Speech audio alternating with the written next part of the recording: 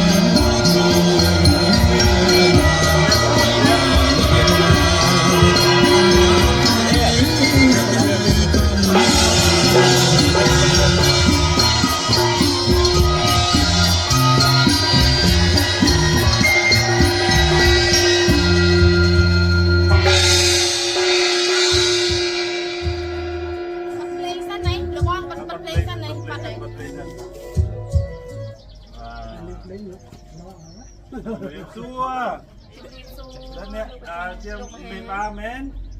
ចាបាត់ដៃមានការអីដែរលោកមហាបាទថ្ងៃនេះខ្ញុំជាចៅមហាថ្ងៃនេះពិតជាតំណាងឲ្យខាងក្រុមគ្រួសារឈ្មោះអេម៉ាញូអែមកទូរ៉ាន់ដែរដើម្បីមកសុំចូលស្ដីទៅដឹងខាងកូនស្រីឈ្មោះទីសុនតើមេបាយយកព្រមបើព្រីដើម្បីសុំចូលដែរទៅដល់ឡើងបានទេបាទ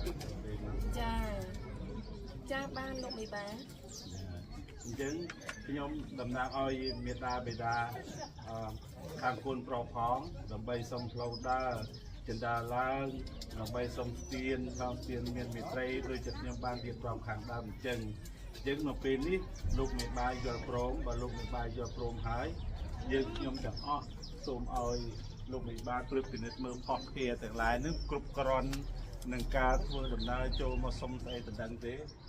មើលគ្រប់គ្រាន់អត់ផុសភាទាំងឡាយហ្នឹងហើយសំរុំបូណាចាសំរុំចាអូសំរុំល្អណាស់អញ្ចឹងឃើញថាថ្ងៃនេះយើងបានសុំចូលស្ដីទៅដឹងខាងកូនស្រីឃើញថាខាងមេបាខាងនេះធូរដែរណោះញាតិញោមណោះបងប្អូនណោះ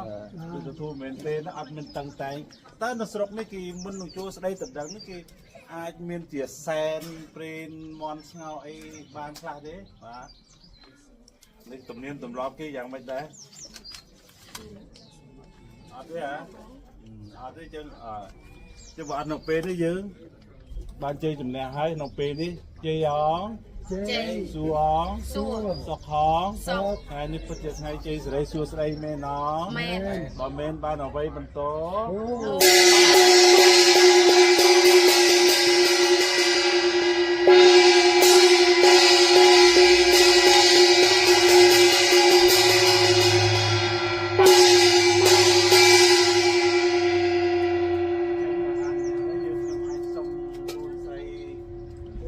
មកទទួលនៅខាងកូនប្រុសយើងខ្ញុំបានទេចាបានលោកហេ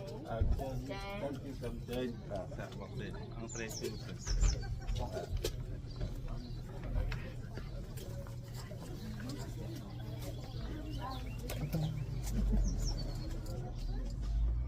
នេះជួយយកគ្នានេះក៏